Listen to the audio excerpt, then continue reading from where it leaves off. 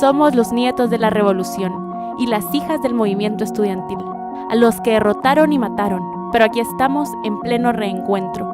Buscamos encontrarnos en el pasado entrevistando a sus protagonistas, 4 líderes que ayudaron a formar el movimiento estudiantil de la primera mitad del siglo XX. Julia Esquivel, Antonio Móvil, Alfredo Guerra Borges y Jorge Mario García Laguardia. Ellos vivieron los 10 años de primavera, esa década que vio las primeras elecciones libres en Guatemala e inauguró un periodo de modernización del Estado. Intentamos comprender por qué se sumaron a la asociación estudiantil, qué lograron y cuáles son sus consejos para nosotros. Como una dirección entre tiempos y avenidas, buscamos nuestra plaza, una en donde pasado y presente se unen para hacer un mejor futuro.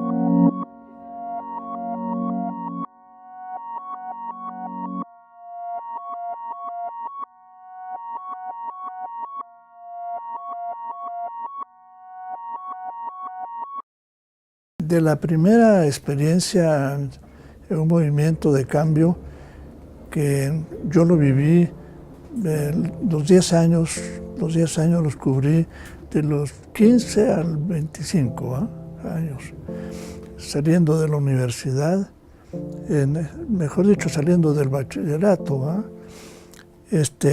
y me sorprendió el movimiento de los estudiantes en el momento en que yo entré, porque antes era una balsa. Bueno, yo era una niña. Y tuvo impacto, un fuerte impacto, pero no entendía plenamente lo que estaba pasando. Lo fui comprendiendo en la medida en que fue transcurriendo el tiempo.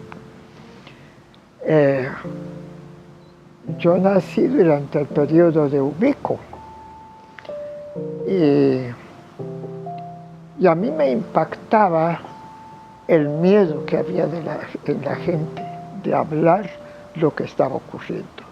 Yo tenía 13 años. Había una razón personal, familiar. Mi padre había sido uno de los perseguidos del gobierno de Ubico. Él había sido de los graduados de la normal superior que Ubico no dejó que se graduaran, ya cuando habían terminado sus estudios. Y él era director de la normal cuando Ubico llegó al poder y lo destituyó. Yo tenía 15 años, 14 años en el 44. Desde el momento en que sonaron los cañonazos, yo me le escapé a mi mamá de la casa, no sabía por qué, pero me escapé de la casa porque igual que les está pasando a ustedes, había que ir al parque, pero bajo los cañonazos. Yo quería estar ahí más por curiosidad y estuve, y me salía de la casa y me salía del colegio para irme a meter a lo que estaba pasando. El pueblo en general no había vivido vida política de ninguna clase. Yo crecí sin ninguna idea política, ¿va? El movimiento propiamente, cuando uno lee la historia, eso y la estuve repasando ayer,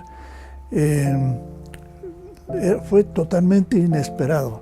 Fue creciendo el valor de los reclamos dentro de la universidad, que ahí era el reclamo localizado por los estudiantes. De tal manera que yo era un muchacho feliz cuando se empezó a desarrollar este movimiento, que me tocó a mí verlo totalmente, porque este movimiento fue totalmente espontáneo. Los estudiantes universitarios, con los cuales yo por supuesto no tenía ninguna relación, hicieron una pequeña manifestación vestidos de negro en las aceras, porque la dictadura de Ubico era muy fuerte y la policía muy potente. Y empezaron a desfilar por la Sexta Avenida, vestidos de negro con corbata. Esa era la protesta contra Ubico, ¿eh? Y solo caminaban una cuadra y regresaban a las 6 de la tarde, pero al día siguiente caminaban 2 cuadras y a los 4 días y ya prácticamente estaban todos los universitarios vestidos de negro y caminaban hasta la 14 calle y regresaban por la otra asamblea hasta que se convirtió eso en una manifestación. Y a mí me tocó estar en una de las primeras porque yo estaba en el Cine Lux un sábado en la galería, porque ahí íbamos los jóvenes pobres. Era muy barata la galería, fíjense ustedes que costaba 5 centavos. Era la galería de Lux, que era preciosa hasta arriba, ¿no? Y nos juntábamos todos a ver las películas del sábado en la tarde. Daban 2 películas, ¿no? Cuando en eso se interrumpió el cine, porque entró una turba de estudiantes universitarios a arengar contra Ubico y que todos interrumpir el cine y que nos fuéramos a la manifestación. Y yo bajé de la galería y me incorporé a la manifestación. Alfredo, entonces básicamente la mayor movilización fue urbana. Bueno, Logró sí, el efectivamente. partido de los estudiantes. Despertó emoción en los departamentos, pero no hubo movilización. Realmente el movimiento fue urbano. Antes que ser estudiante fui político. Yo a los 15 años me iba con el doctor Arévalo a las giras. Y él me ponía a hablar, ahora les va a hablar el Benjamín de los yo con Belice es nuestro y que tenemos que luchar, y la gente me aplaudía. Y yo me le iba a mi mamá creía que yo era loco, que me mataron a saber qué, porque me iba. Un poco antes el 20 de octubre, ¿eh? Cuando ya entonces se pensó en mandar, ya había venido la candidatura de Arévalo, etc. Y entonces se pensó ya en sacar las delegaciones para postularse, etc.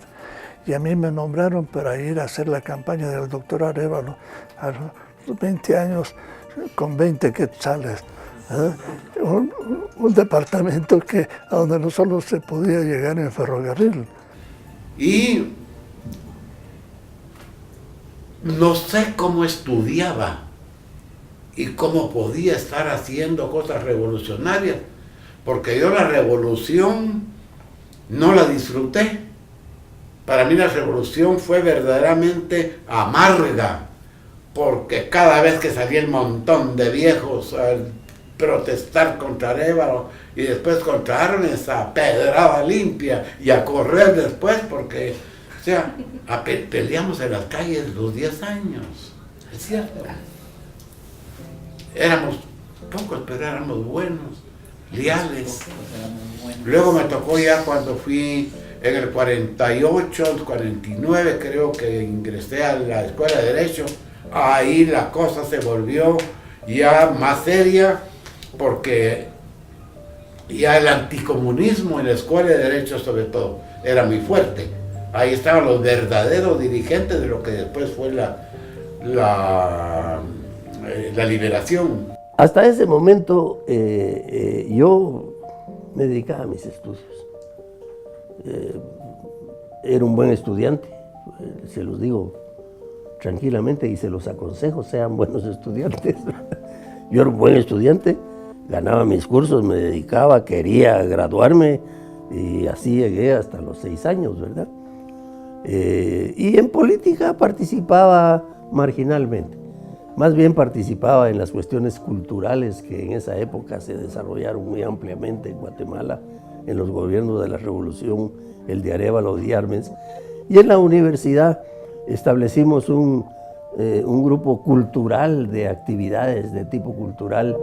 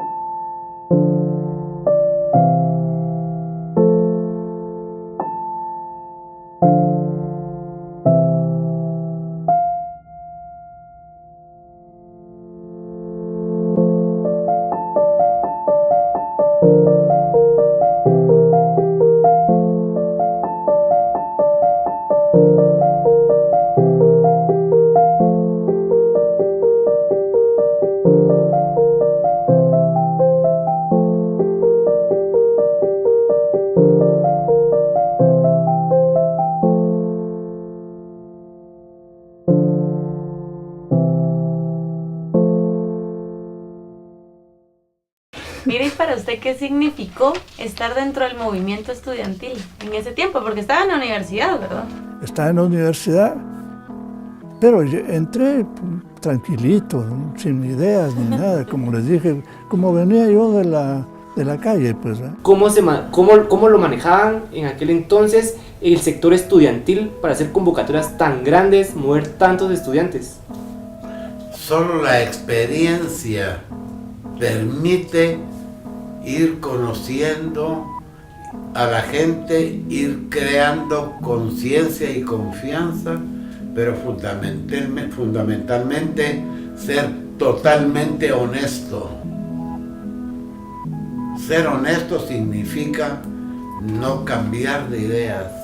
Ser honesto significa desempeñar un cargo o un liderazgo con mística, pero con fuerza, porque ustedes no conocen la realidad.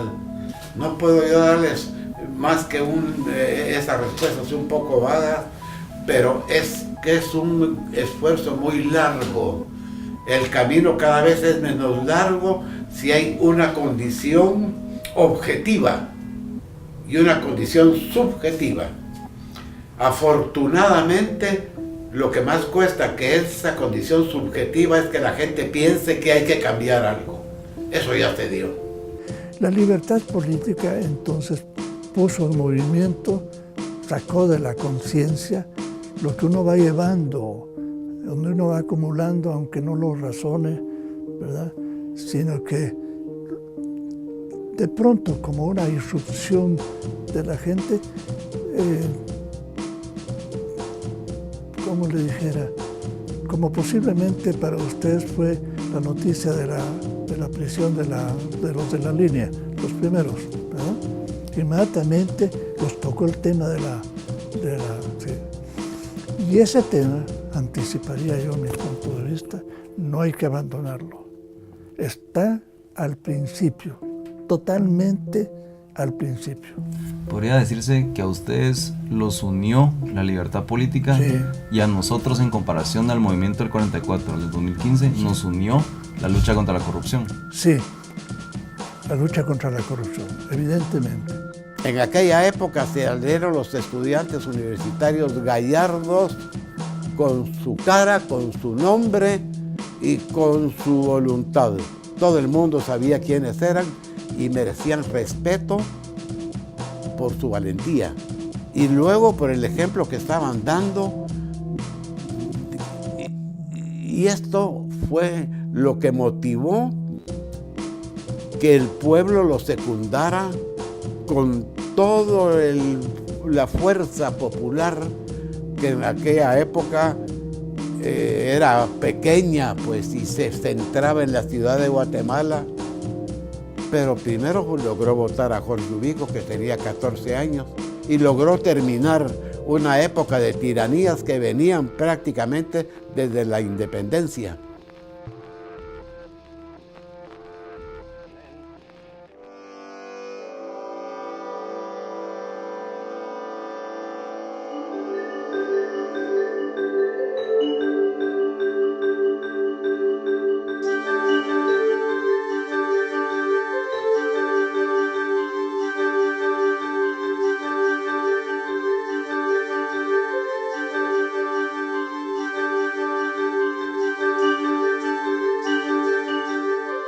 Don Alfredo, ¿usted cómo compararía los movimientos del año 2015 con los de 1944 en relación a que también se estaba buscando la renuncia del presidente? Pero ustedes, antes de que pensaran en la renuncia del presidente, no se les había ocurrido. No, si estas cosas no nacen así, se acumulan. Que así como para nosotros la conquista de la libertad política era el tema, ¿no? Que cayera Ubico y que la continuación de su gobierno fue los militares.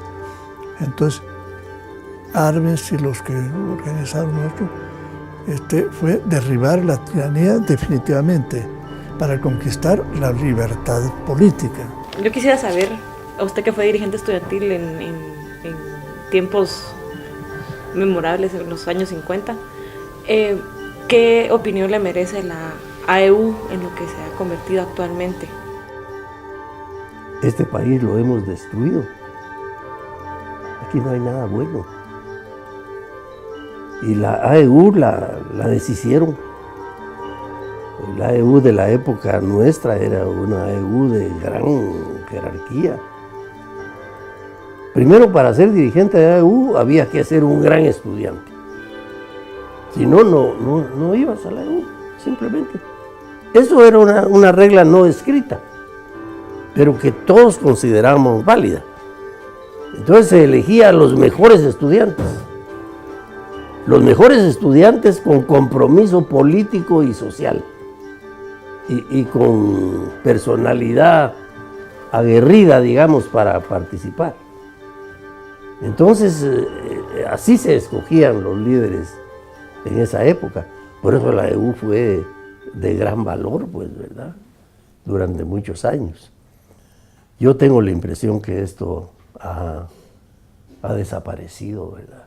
Hasta este año, digamos que fue como un rayo de luz en donde ciertas personas hicieron el llamado y vimos como esa oportunidad de retomar nuestro papel histórico como estudiantes universitarios en salir en defensa del pueblo, ser la voz del pueblo otra vez, volver a mover a los estudiantes sancarlistas. Fue algo histórico. Estábamos antes del 25 de abril, me recuerdo en la universidad, pensando y planeando la convocatoria y todo, y fue una idea de ¿y por qué no convocamos y extendemos la invitación a los compañeros de las universidades privadas? A ver qué pasa. Y fue como un momento muy, muy significativo el ver que se rompían esos paradigmas, esos choques que habían de universidad estatal con privadas. Creo que al principio no se dio una figura que movía el movimiento, pero que después sí recayó sobre los universitarios, sobre los estudiantes. ¿Usted considera que este movimiento actual tiene algún parecido a los movimientos estudiantiles que se dieron en su época? El periódico estudiantil que usted formó, ¿si ve alguna relación con las dos épocas? Mira, yo creo que no. Yo creo que no en una forma directa, digamos, ¿verdad? Esos movimientos estudiantiles tienen que ver con el contexto en que una generación está viviendo, ¿verdad? Entonces ya les conté la generación cómo vivíamos nosotros, que era totalmente distinta a la que viven ahora los jóvenes, ¿verdad? En lo que nos parecemos es todos los movimientos estudiantiles, es en el riesgo, en la actitud arriesgada de vivir y en el compromiso de participar. Eso sí. Eso, todos los movimientos estudiantiles están orientados en ese sentido. Y la absoluta sinceridad, porque uno cuando es muy joven, pues no tiene compromisos, ¿verdad? Yo en esa época lo que quería era terminar mis estudios de abogado y eso era todo, y hacerlo bien. Y no tenía ningún otro interés, pues, ¿verdad? Que defender, ni que buscar, ni nada. Yo lo contaría como lo he contado aquí, como lo he vivido, y como una resurrección concreta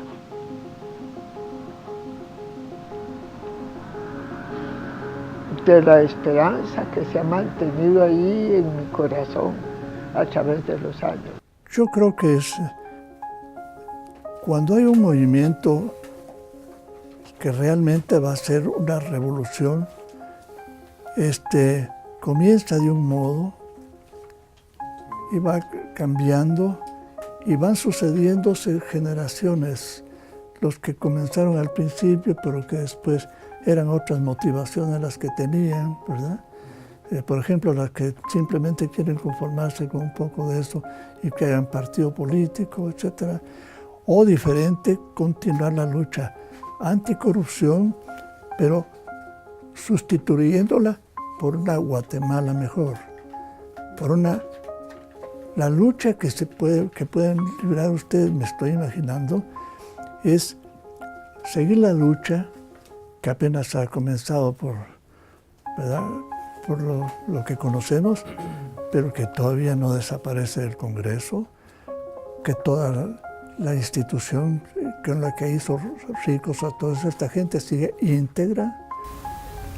¿Cree que al movimiento del 2015 le hace falta una dirección dentro del mapa ideológico? Creo que la coordinadora estudiantil, universitaria, debe continuar trabajando coordinadamente entre los que estuvieron participando de las distintas universidades, y deben buscar metas a corto, a mediano y a largo plazo para ir caminando. Ahora, esto de izquierda y derecha o ultraizquierda, a veces es ventajoso y a veces no. Mire, se ha llegado a un dogmatismo semejante a los fundamentalismos religiosos en ciertos sectores de izquierda. Entonces hay que vigilar eso. ¿Qué queremos? ¿Qué queremos? Y yo creo que todos hacemos una opción política, aunque pensemos que no la hemos hecho. Por ejemplo, todos los jóvenes que se quedaron en su casa y se quedaron en la universidad hicieron una opción política. La indiferencia, el no me importa es una opción política, por lo peor.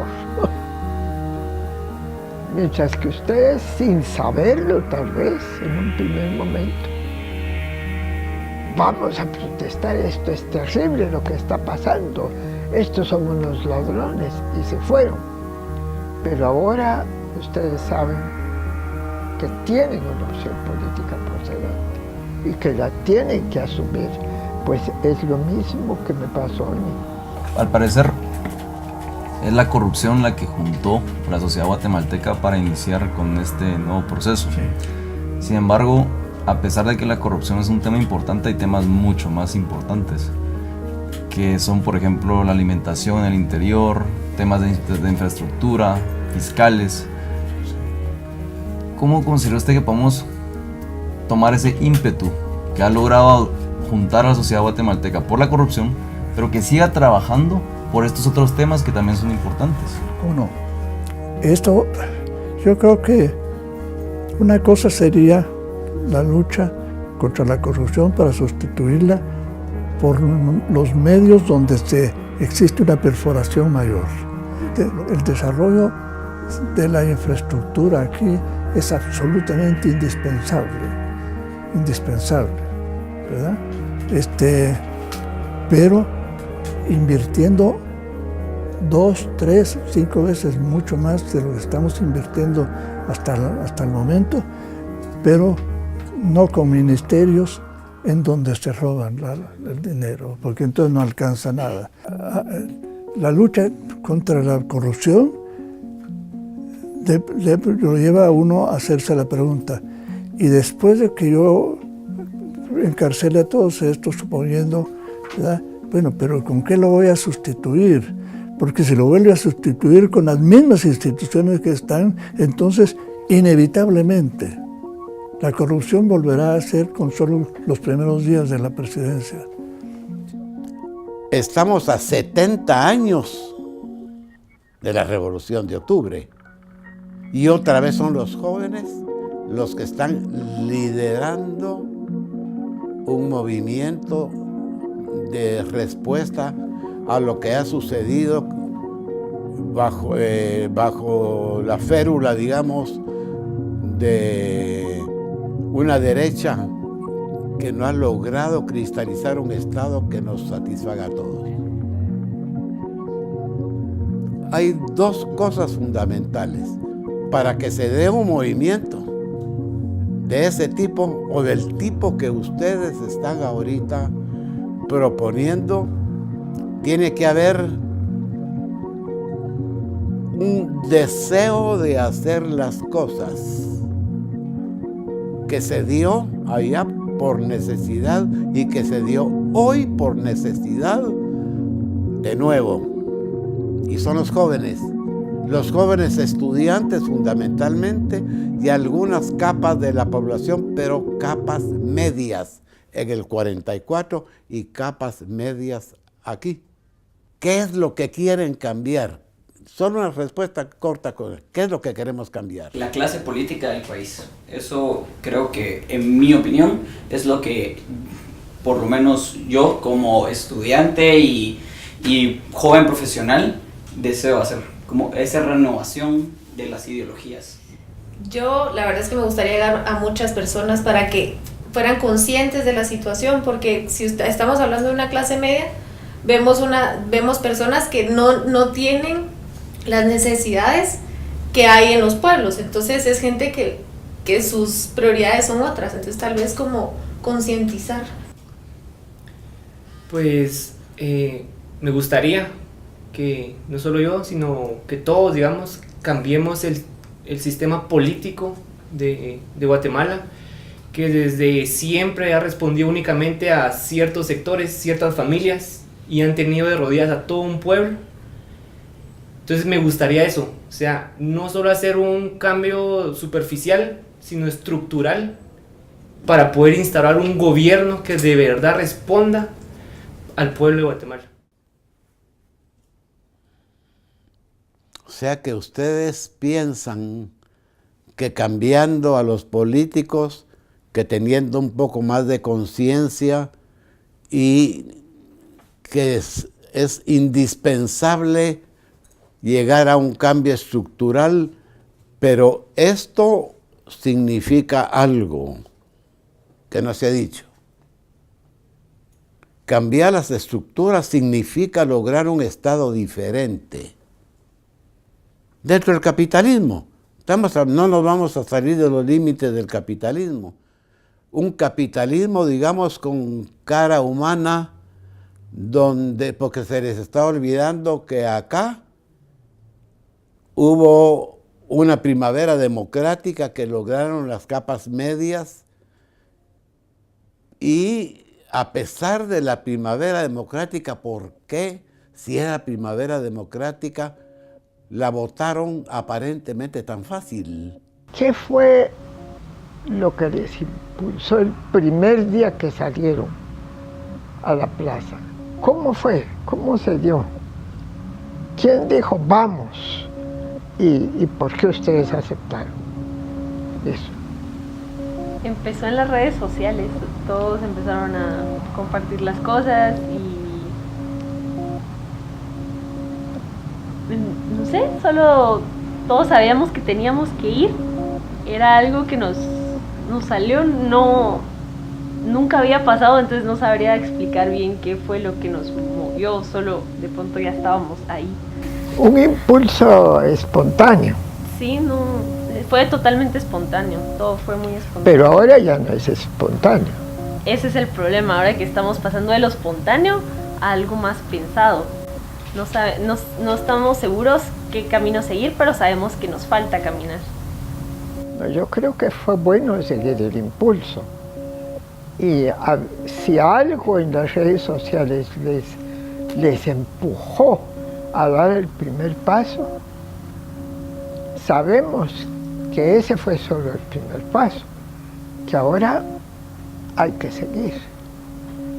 Lo más interesante para mí fue llegar, como yo soy de Landívar, llegar con landivarianos, todos con sus cartelitos, y llega San Carlos, usted sabe, gritando y diciendo, y se sabía todo, y todos los landivarianos a la par, así como, porque era un grupito así, todo así como, hasta con miedo miraban, sí. Venía la marcha de la San Carlos y con miedo así como, nos van a hacer algo. Sí, y eso fue lo que a mí fue lo que me abrió las puertas para seguir yendo e involucrándome, ¿verdad? Porque es salir de esa zona de confort, porque yo no estaba acostumbrada a que mis compañeros de la nada se pongan a gritar con malas palabras, o pues es algo que en Landívar, y yo creo que en UVG no sé cómo sea, pero no es como San Carlos. Entonces, romper con esa pared que teníamos, a mí me abrió los ojos.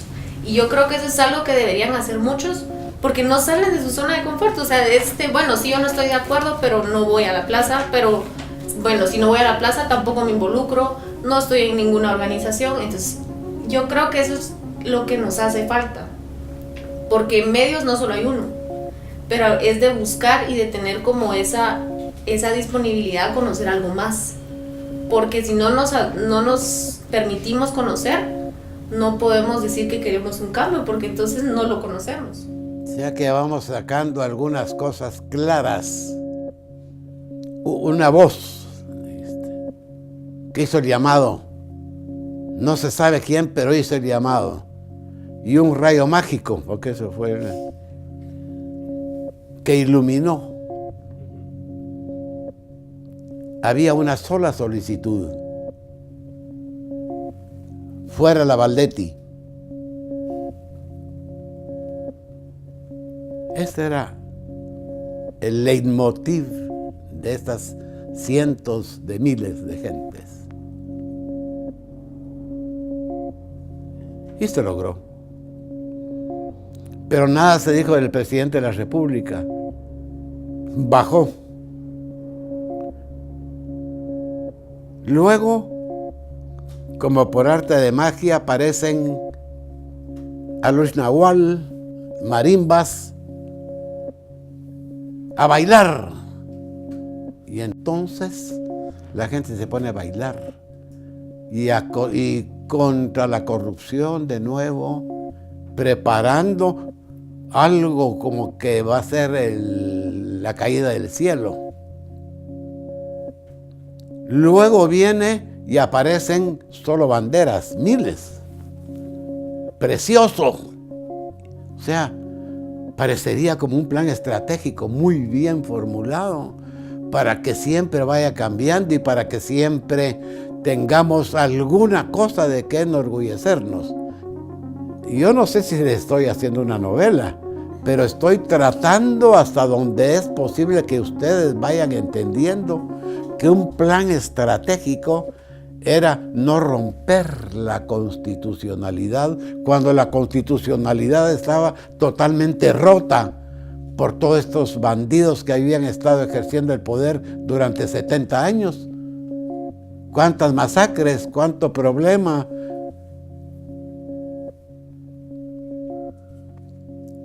Y todo esto, si es así como yo lo estoy planteando, y esto es un planteamiento nada más, un plan estratégico.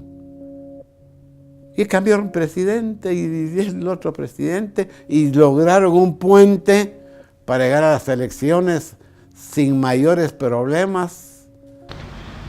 Bueno, mi lectura tiene una parte triste, una parte de enojo muy grande, pero al final es una lectura de esperanza. De tristeza al principio porque yo no podía ni puedo entender y aceptar que se haya elegido a un presidente, que participó en el genocidio y que aunque prometió mano dura para la delincuencia, lo que ocurrió fue mano dura para los dirigentes de las protestas en el interior del país.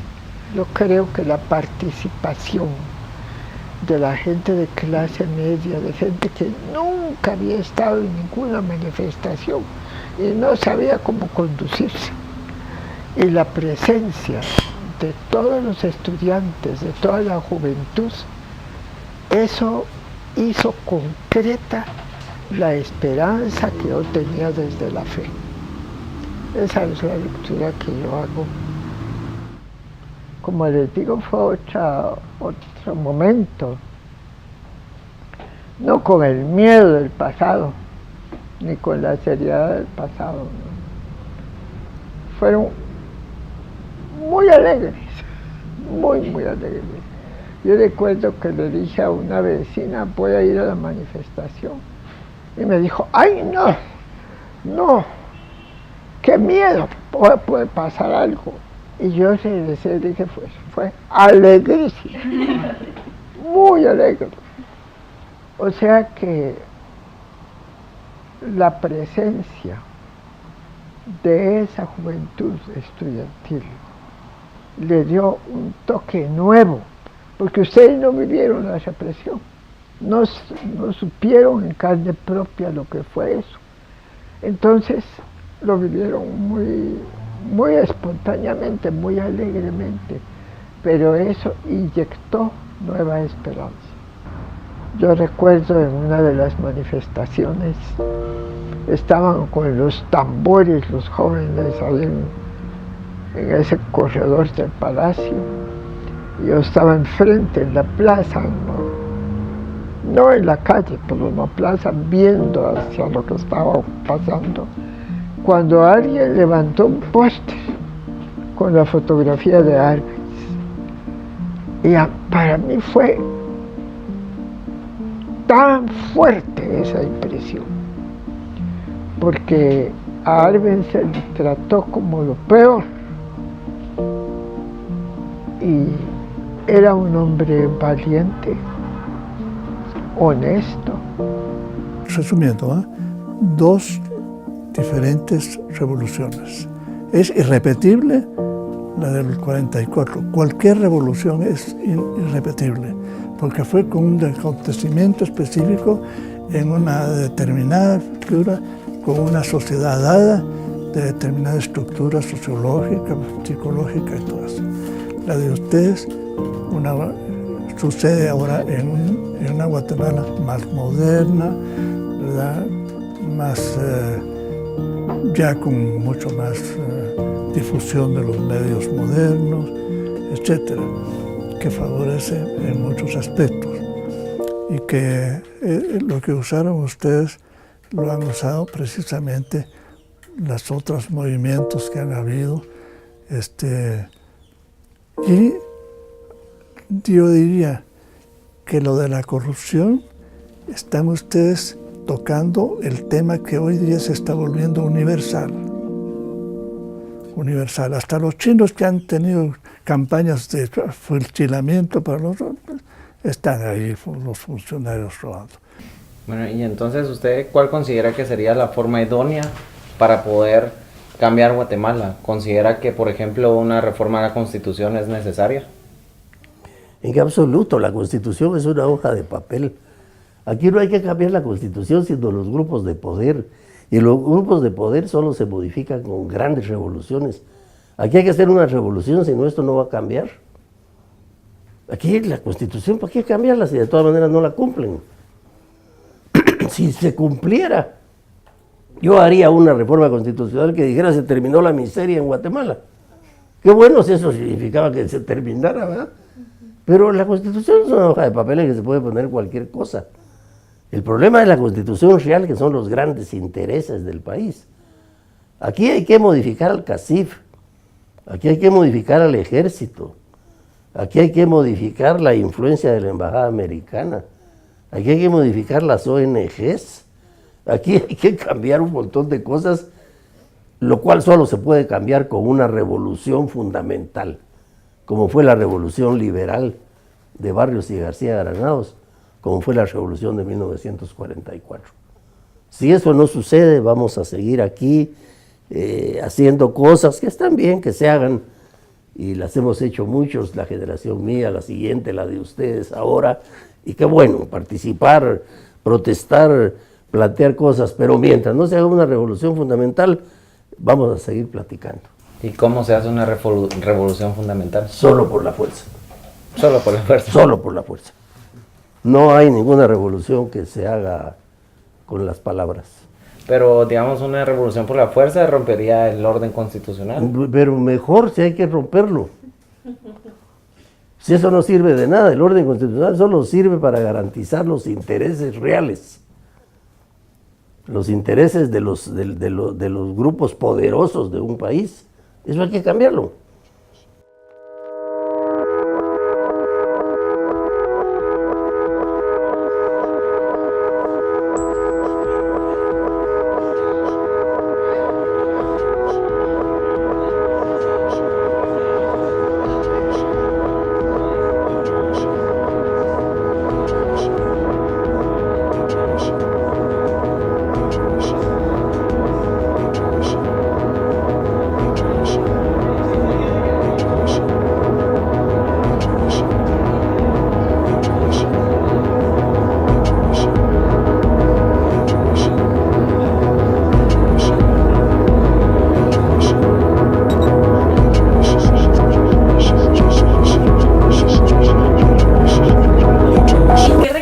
recomendaciones nos daría?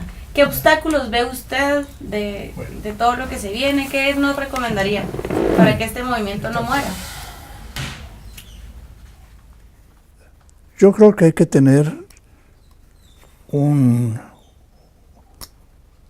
objetivo al cual dirigirse la lucha el tiempo que fuera necesario, ¿verdad? Pero en la medida en que lo hagamos, mantendríamos nuestro movimiento de la juventud, que después irán siendo mayor, etc. Bueno, es el objetivo inmediato, más bien dicho, tal vez el duradero, que está iniciándose en Guatemala, que es la lucha contra la corrupción.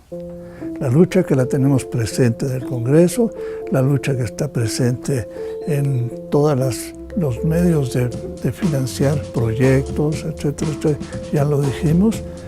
Ahora, el objetivo final, ya al hablar de la institucionalidad nueva, diría yo, por una Guatemala mejor, una Guatemala nueva. Es decir, nueva será la parte dirigida a impedir lo imposible. Nueva sería la legislación que tenemos que tener. Sí, con solo que las instituciones básicas contra la corrupción, esto ya está usted creando una nueva Guatemala. Durante la Revolución de Octubre y bajo los gobiernos liberales había juicio crítico. Había una educación formativa basada en el humanismo, basada en los principios de la Revolución Francesa, o sea, el liberalismo, el enciclopedismo, y nos viene una ola tecnológica, pero que lo desnuda a uno como ciudadano. Uno es buen matemático, otro sabe sacar bien los ojos y curarlos y meterlos, pero no sabe por qué es ciudadano, ni sabe por qué luchar, sino que simplemente en estos 60 años y ese cambio de planes pedagógicos nos hicieron prácticamente unos zombies que obedecemos al parque. Ya no. Lo que hay que hacer como primera providencia es buscar la unidad bajo 3 o 4 puntos básicos. Lograr sanear al estado de bandidos y de corruptos. Eso es algo general que hay que hacer. Luego, comenzar a dialogar acerca de qué tipo de organización necesitan, y ya no es el NASH, sino que es tu nombre y tu apellido y tu cara la que va a llegar ahí y la que le va a dar confianza a la gente, y cada uno con franqueza, sin engañar a nadie. ¿Qué es lo que queremos? 3 cosas. Primero, limpiar el gobierno y el Estado. Segundo, que los niños no se mueran de hambre. Después, que haya trabajo. 200,000 jóvenes universitarios salen y solo pueden entrar, digamos, 60,000 y lo demás. Entonces, se necesita cambiar esa estructura, pero no comencemos por querer cambiar las cosas donde hay tanto problema. Comencemos por lo más fácil. Digamos, algo curioso que me llamó la atención fue que dijo, se hizo lo que se pudo. ¿Qué se debe de hacer? ¿O qué se tiene? ¿O cómo es hacer lo que se debe de hacer? Digamos, porque entendemos de que en las plazas, en las calles, no está el cambio. Si queremos un cambio estructural, debemos entrar al sistema, a las instituciones. Pero, ¿qué tan? O sea, lo difícil, lo acaba de decir usted, es bien difícil cuando son solo 6. Entonces, ¿qué? ¿Debemos seguir en las calles? ¿Ahí está el cambio verdadero?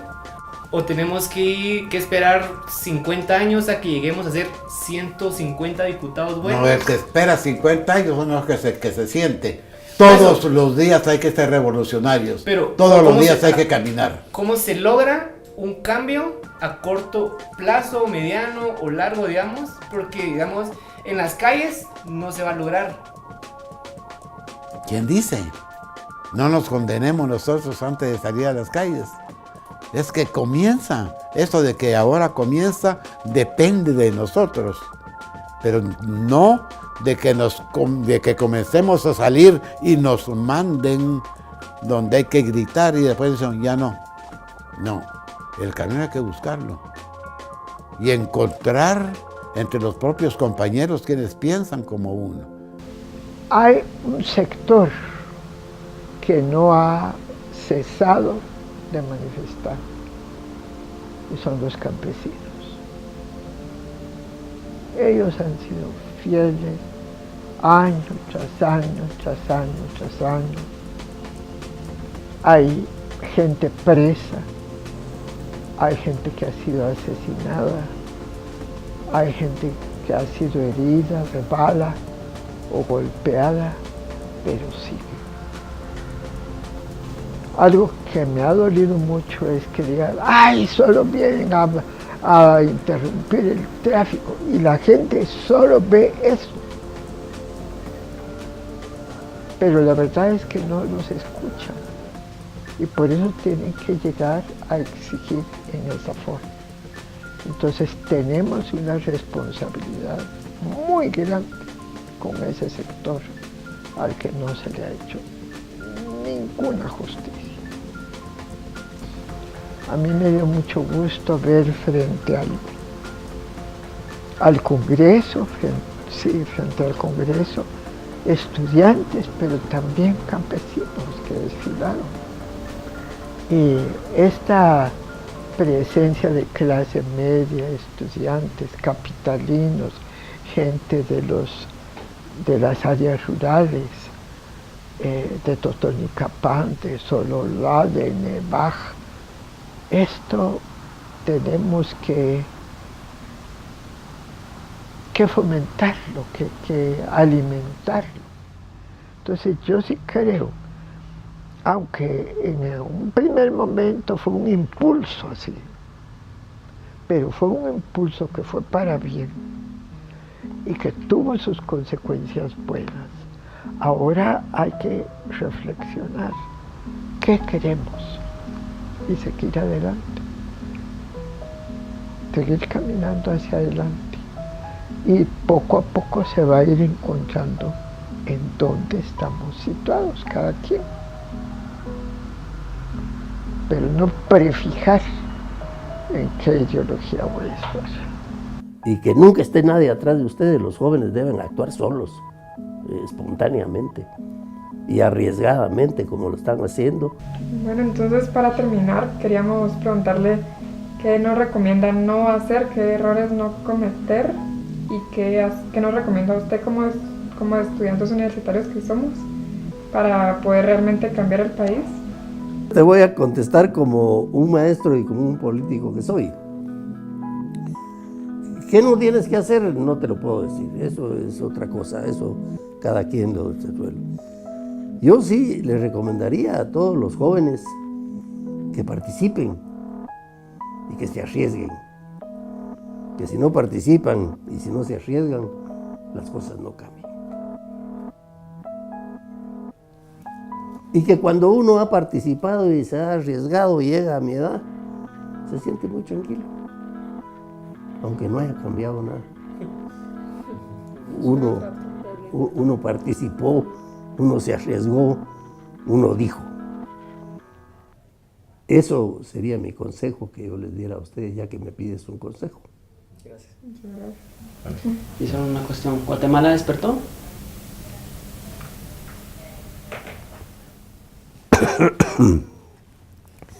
Yo creo que los jóvenes están despertando. Guatemala no.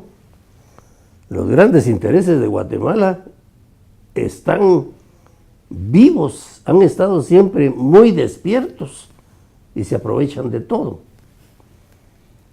Yo les diría que tuvieran mucho cuidado ustedes con todo esto, lo que ha pasado, porque hay que seguir participando. Yo me emocionó mucho que finalmente los vi a todos ustedes participando en las calles y planteándose, ¿verdad? Pero no sé si se dieron cuenta que ustedes salieron a participar y al día siguiente ahí estaban los del CACIF atrás de ustedes. Bueno, entonces, ¿y qué pasó de todo esto? La participación juvenil se quedó en el aire. Y aquí todo pasó sin que pasase nada. Decidimos tomar las calles para manifestar nuestra indignación, pero las calles nos tomaron a nosotras y forjaron una unión. Compañeros universitarios, en esta coyuntura tenemos una cita con la historia. Demostremos que estamos a la altura participando.